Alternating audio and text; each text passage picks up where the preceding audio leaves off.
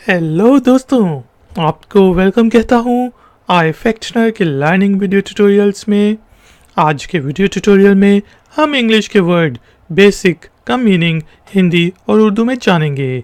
Word basic को use करते हुए इंग्लिश के कुछ सेंटेंसेस बनाएंगे और उनकी ट्रांसलेशन करेंगे हिंदी और उर्दू में। तो शुरू करते हैं जी आज का वीडियो ट्यूटोरियल। वर्ड है basic, BASIC, basic. Basic basic word base से निकला है। बेस होता है बुनियाद, जिसमें बिल्डिंग की बेस, उसी से वर्ड निकला है बेसिक। के बेसिक कॉन्सेप्ट क्या है, बेसिक तुम्हारा आर्ग्यूमेंट क्या है।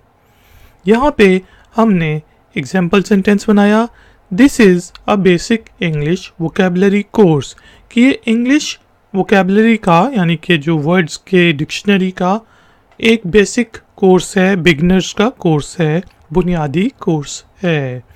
This is a basic English vocabulary course.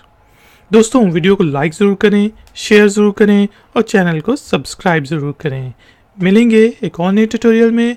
Until then, take care, keep learning, keep enjoying. Good day.